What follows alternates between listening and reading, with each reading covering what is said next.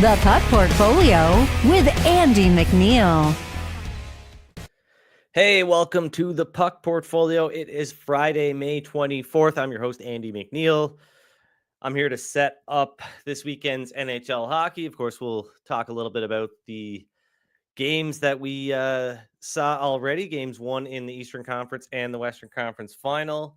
And we'll talk a little bit of IIHF World Championship with Jeff Veillette from Canada Sports Betting. Hey, Jeff, how you doing, man?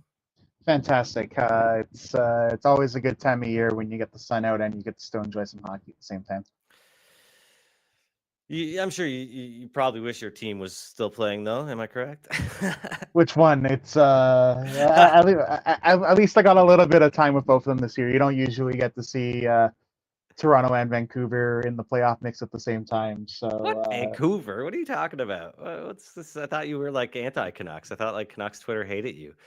Well, I mean, Canucks Twitter can hate me, and I can still like the team. That's been the story of my life. All right, okay. When fair. when I ran Canucks Army back in the day, there were so many people who thought it was a bit that I had to take Toronto out of my profiles because they just got so mad about that. It was the wildest thing. Well, let's start with the other Canadian team that is still in the NHL playoffs, the Edmonton Oilers. They got a big win last night in Game 1, 3-2, double overtime. Connor McDavid gets it done.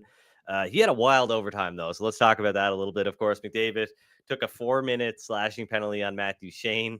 He talked a little bit about that after the game with the TNT crew, and just talked about how miserable he was sitting in the box for 4 minutes. But then he had a glorious chance in the first overtime period.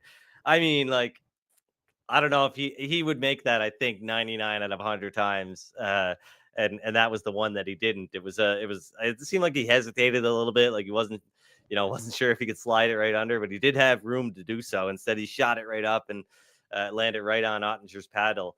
So that was an incredible save by Ottinger, but a little bit probably of a gift by McDavid on that point. At the same time, and then in double overtime gets it done around the 30-second mark to get the win. So this is a big win for the Oilers, according to the Canada Sports Betting projection model.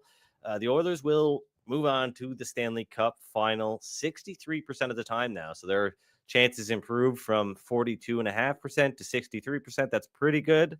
Dallas now sitting at 37%. They still aren't the Stanley Cup favorite, though, because I've got the Florida Panthers advancing to the next round about 69% of the time. But yeah, let's talk about the Oilers. What did you see in last night's game? I thought it was arguably Edmonton's best performance of the playoffs, start to finish, given the opponent. I know they've maybe dominated some games to a higher degree in the other two matchups, but given it's the Dallas Stars, how deep they are, I thought Edmonton played really well last night, particularly Stuart Skinner, who I had over 24.5 saves. Should have got there in regulation. I'm not quite sure if it did, to be honest, but it did get there. 31 saves in total for Skinner. He played great. I thought the 2 goals that he let in were caused by costly mistakes by his teammates and no fault of his own, really. So I thought Skinner was basically perfect on Thursday, and that's a big boost for the Edmonton Oilers going forward. Do you think? Yeah, I definitely agree on Skinner. I thought that was one of his stronger games of this postseason. That break seems to have done him some good. Like you said, I think that first goal was mostly on Kulak. I forget what happened precisely on the second one, but to be able to come in and have that performance against, like you said, an incredibly deep Dallas Stars team, even with Rupe Hintz out of the lineup, they're still as good as they are. It's impressive, and the fact that he was able to fight off everything that came at him, and that the Oilers were able to keep things from being mostly away from high danger was impressive. And you go up and down the lineup, like you look at the ups and downs of McDavid's overtime, but the fact that he was in those positions to get those scoring chances again and again is just a testament to who he is. It's wild that he can be like, what is it, almost 2 points a game, and we're still like, have we seen his best yet? It's he defies all sense. And then Evan Bouchard, I thought, also had a fantastic game. He's had such a great playoff. It's great to see to see everyone who's kind of doubted him over the past couple of months, years, etc. Kind of have to eat their words a bit, because he's been an anchor for them. And I mean, you look at the minutes last game, played nearly 32 minutes, gets the big assist on the winner, +3. You'd say it's hard to ask for more from them, but across the lineup, it was a strong night for Edmonton. If they can keep doing that, then I would agree with the model that this is becoming their series to lose. Yeah, so I guess to my point about the Panthers having the better shot of advancing right now, they are a -305 series favorite. Of course, they lead that series 1-0 after that game one win. The Rangers on the other side at +250. This, of course, from NorthStar Bets, our sponsors. You can check out them via the link in the description below. The Edmonton Oilers, they're a -177 series favorite. The Dallas Stars sitting at +150. That's moved a little bit. I believe Edmonton was -183 this morning. Dallas up around +156 or something like that. So maybe a little bit of love for the Dallas Stars in some spots, but yeah, and I would expect it to be a long series. I don't expect an Oilers sweep or a 5-game series win or anything like that. This one's going to likely drag out. You mentioned Rupe Hintz. He's getting closer. Wouldn't be a surprise to see him be in the lineup on Saturday for game 2. So that could certainly change things. But if he's not in the lineup, I think that, right now we're seeing well, the best price in market currently is +124. So let's see where we've got NorthStar down at +114 on Edmonton. So they're a little bit sharper in my opinion, but I think the Oilers should be priced around +122 heading into game number 2. Dallas is going to push back hard, but if Rupe Hintz is in the lineup, then you can make the Stars a little bit bigger of a favorite. One thing that stood out to me in game 2, and I don't think this is going to be the case throughout the series, but was just the disparity in penalties. The Stars had a 5-1 advantage on the power play. I don't think it's possible. If we're just gonna, if I'm being honest, I don't think it's possible for two teams to play 4 periods and one team to take 5 penalties and the other team to take 1. I just don't think that's, there's no way that's how it actually worked out. The stick in the hands to Dylan Holloway, who was on a breakaway, I thought should have been called. And if it would have been called, I think that's the kind of penalty that the commentators would pipe up and say, oh yeah, the referees are going to call that 100% of the time. All right. Like it's one of those penalties that you would see called 100% of the time in the regular season. I don't know why, when there's such a importance placed on offense and scoring chances and not interfering with those scoring chances in a legal way like Suter did on that play. I think that you got to clean that up a bit. The standard of officiating was not good last night. Everybody talking about McDavid complaining about his high sticking penalty. I mean, a guy's gonna fight. He's gonna argue. It doesn't mean he's whining. I don't think. I think any player in his position with that on the line, with the high stakes, they're gonna try to argue their point. They're gonna try to get a win for themselves. It's what you have to do. But yeah, I think we'll hopefully see some more even officiating in this series, and I think that'll benefit the Oilers a lot, considering they were able to win game 1 without the power play. Yeah, I can see that. I mean, 4-1 is definitely a bit slanted, especially when you consider the Dallas 5-1. 5 if you're counting McDavid as 2.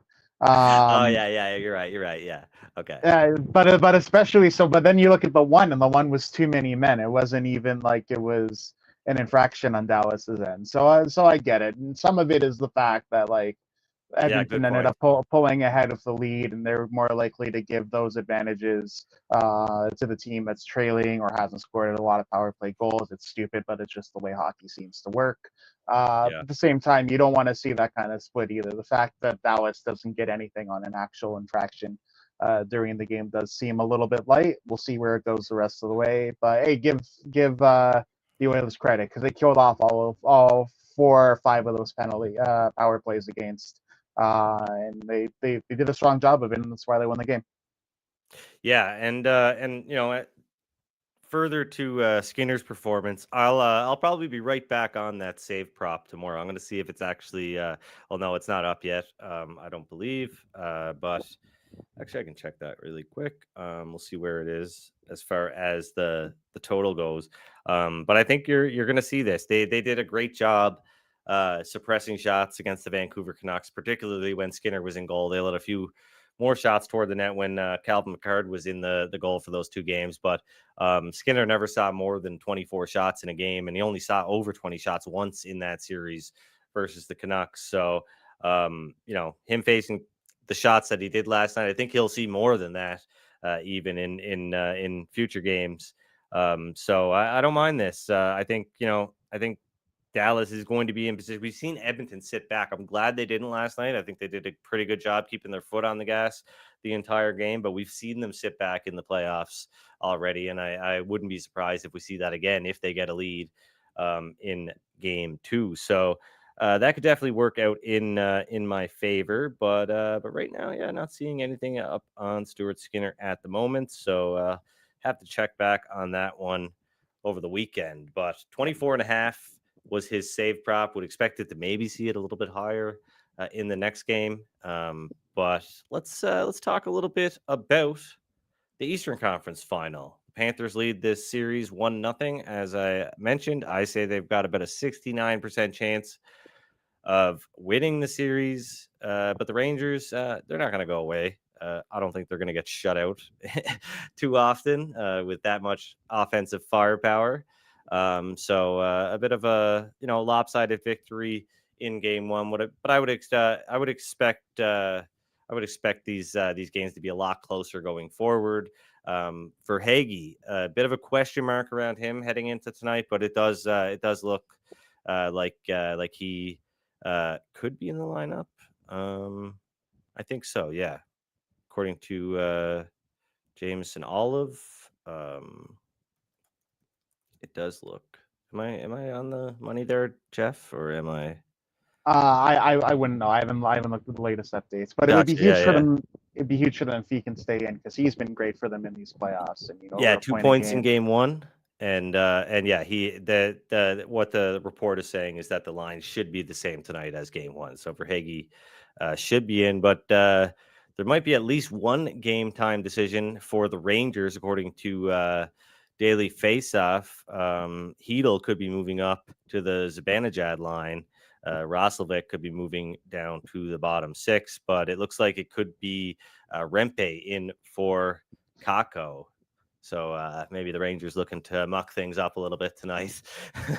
When you don't have goals, you really gotta assert your dominance. It's been so interesting hearing people talk about that the last few days, where it's like, oh well, the Panthers are playing this way because they have no one to be scared of. They're not scared of anybody. Have we not learned anything in these last 2 playoffs? Like they don't care, and that's what makes them so good. Like sure, Rempe might end up fighting somebody, or at least saying that he'll fight someone, and they'll laugh it off and ignore him. Like this is the way it's always been. If that's their choice, it's their choice. It's not like Kako's been doing a ton for them in these playoffs either. But if you were gonna do it, like you do it in game 1, doing it now feels like it's too little, too late to set that tone. It's just saying that you're responding and you're gonna be the ones chasing the play. You're basically handing the ball to the Panthers, which I guess giving them the first game also does that, but especially so. Yeah, I can't help but think back to the series between the Bruins and the Panthers. Boston, moving Maroon up to play with Pasternak, and Pasternak still got abused the entire series by everybody, right? He still had to fight. He had to fight Matthew Tkachuk, right? Like, I mean, so like, what's the point of having a guy on the team like that if your star still has to drop the gloves and throw down? Exactly. So, I totally agree with you on that. But I guess it'll be, create some drama tonight. Maybe we'll see Rempe mix it up with his childhood hero Matthew Tkachuk, but I doubt it. I don't think Tkachuk would be up for that one. Why, right? Yeah. What does he have to gain? Yeah, we'll likely see. Anyway, yeah. So I don't really like. I took the Rangers to win the series, and obviously I regret my decision, given that they're down 1-0, and they are only plus 250 on the series line now. And I think that the Florida Panthers should be a minus 305 favorite. So I wouldn't reinvest into the Rangers winning this series. But I've got them at plus 123 to win the series. I had the over in game number 1, did not get there. It was the first time in 20 games that these two teams did not score at least 6 goals in a matchup. So a bit unfortunate there, but I would expect this one to be higher scoring going forward. Obviously, like I said, the Rangers got shut out in game number 1, and the total, even money, most books plus 105. So looking at NorthStar Bets here, we have plus 106 on the over 5.5, and I'm gonna go right back to the well on that one and take over 5.5 at plus 106. I think there's just too much offensive star power in this series to see a goaltending duel every other night, and I think we're gonna see some high scoring games just like we have over the last several years with this matchup between the Rangers and the Panthers. But unless you've got any other thoughts that you want to get out on this this Eastern Conference final, let's talk a little bit of IIHF.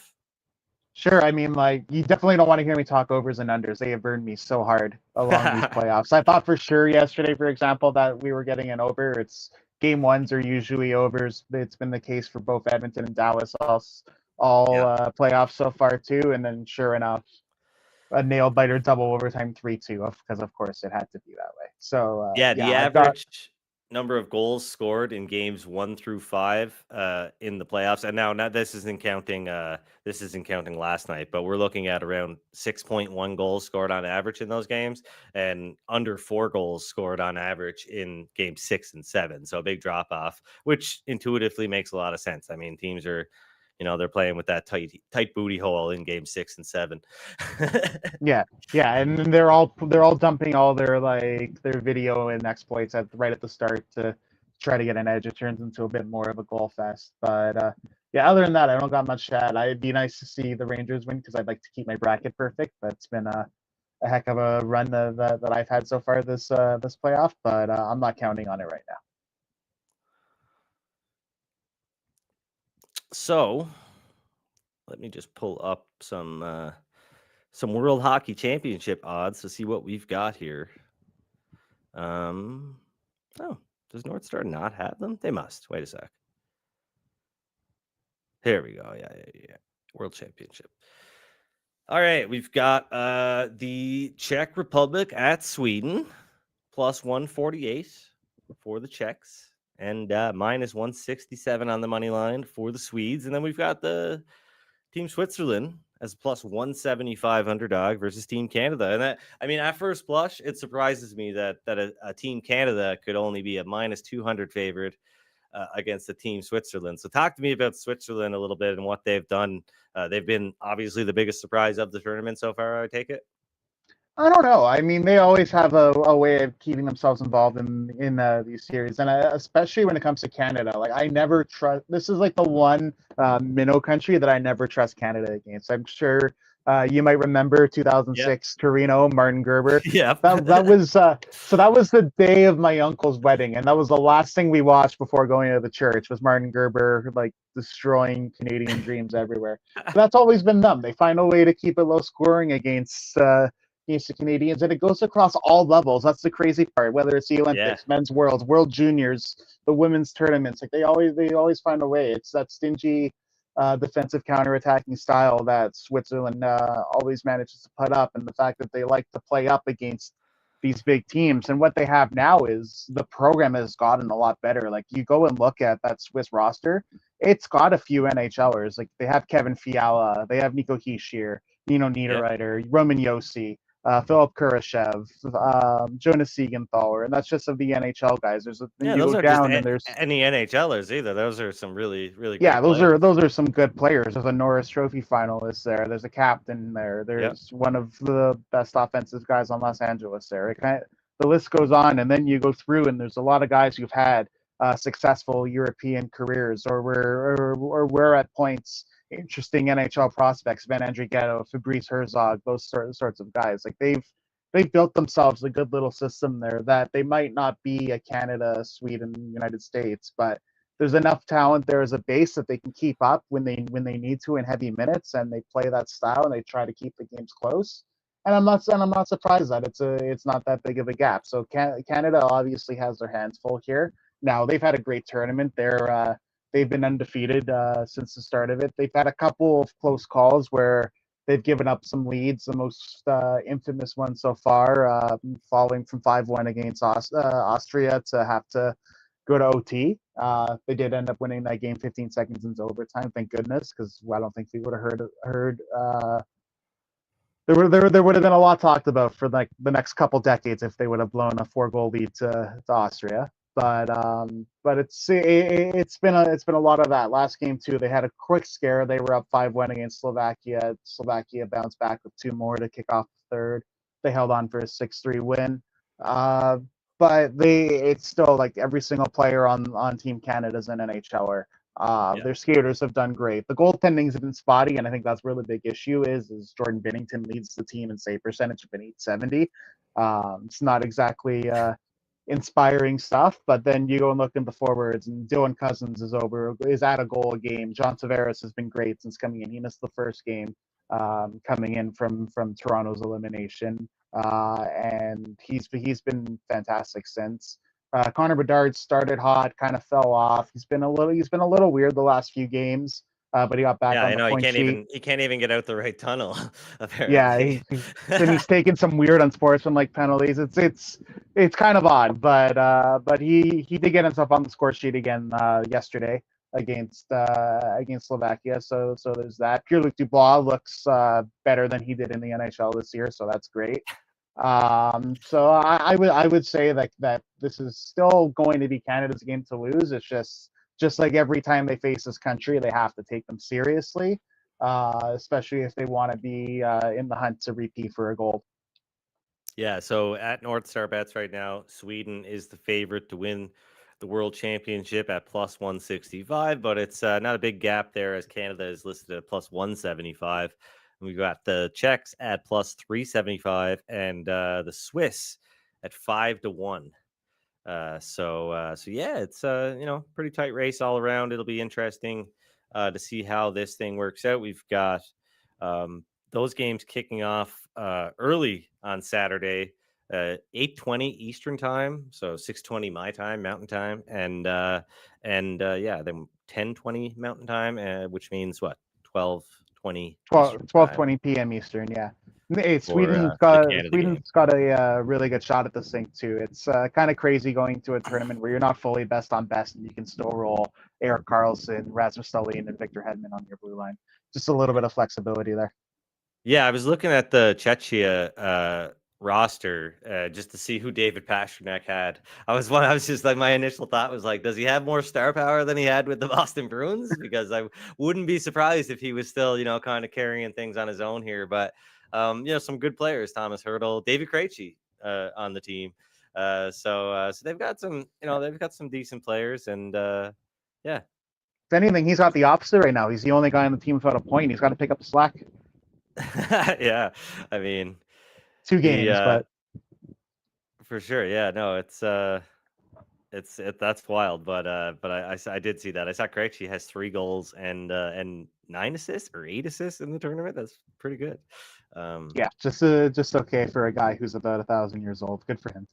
Yeah, I still think we could have used them in the playoffs, to be honest, this year. The Bruins, I mean. But yeah, so any other final thoughts on the tournament? I honestly haven't been keeping up with it, and I know you have a little bit, but of course, the NHL playoffs have been taking precedent over that, or taking priority over that, as they always do. Not really. I mean, it's good to see these countries pull in so much NHL talent this year. You see, it feels like a lot more of the higher profile guys have decided to go over Pastrnak, the latest example, even at this stage of the tournament. I mean, it's a really strong event, and I think that that these guys benefit from playing in there. And I think this year and next year, especially, we're going to see more of it, just because guys want to prove to their nations that they're ready for the Olympics and this Frozen Four Challenge, or whatever we're calling it, the Four Nations Challenge. So it's a good opportunity to audition themselves, but also play in a cool tournament in a different country. I mean, well, it's a good way to get a nice trip to Prague and still do it your best at and have some fun. So it's been nice to see some true skill kind of go up against each other this year. Yeah, for sure. But switching back to the NHL before we close things up, I just want to get your thoughts on the Conn Smythe Trophy race. So we saw a big shift in the odds following last night's Game 1 in the Western Conference Final. heading into the game, Jake Ottinger was the clear-cut favorite at 5-1 to win the Conn Smythe, but he's down. He's fallen down the list a little bit. Now he's at 8-1. Sergei Bobrovsky is the goaltender with the best shot, currently at plus 750. Igor Shesterkin at 9-1. But it's Connor McDavid now at the top, and rightfully so, I guess, at plus 375. Alexander Barkov at plus 650. I think he's the obvious choice for the Florida Panthers right now, but I do understand that a guy like Matthew Tkachuk could really come on in these last few rounds and sort of overtake him offensively, and maybe garner enough votes for just because of that. But McDavid, Draisaitl at plus 650. There was a big difference between where McDavid was priced about a week ago, being one of the favorites, and Draisaitl, who was at 30-1 towards the end of the Vancouver series, game 6, game 7, that kind of timeline. And now he's down to plus 650, much closer to McDavid, which makes sense to me. I thought it was I understand that the likely winner would be Connor McDavid if the Oilers did win the Stanley Cup, but I mean, I think Draisaitl's been better overall in the playoffs. Maybe not from an underlying metrics and stuff like that, but his production has been off the charts. He's shown up every game. He's produced every game, and McDavid can't say that. He's had his big moments. He's had big games, but he hasn't been as consistent as Draisaitl has been, particularly when it comes to scoring goals. Yeah, I mean, this is going to be boring, but I completely agree with you here.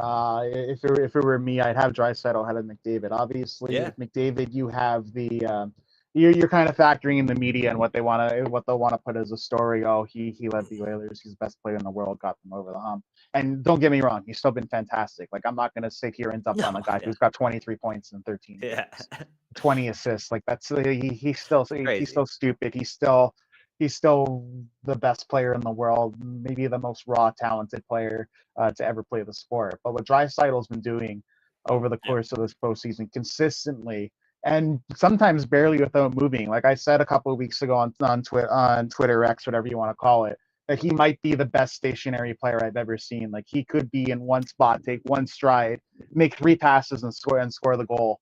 And that to me is incredible. Like, the fact that injuries don't really seem to slow him down when he gets a bit banged up. We saw that earlier in the playoffs, and he didn't miss a beat. He just kind of adapted his game to how he wanted to approach it. For me, he's the guy. I think he's been the best player in these playoffs, and to me, that's what should be rewarded more than anything else. And if I'm looking at it today, that's who I'm voting for. If Edmonton gets to that stage, undeniably my guy right now. Number 29 is going to look really good in black and gold someday. Future Boston Bruin, Leon Draisaitl. But anyways, I think he's been great. I think, McDavid, obviously a big winner in game 1. Game-winning goals seem to go a long way when it comes to Conn Smythe Trophy voting at the end of the day.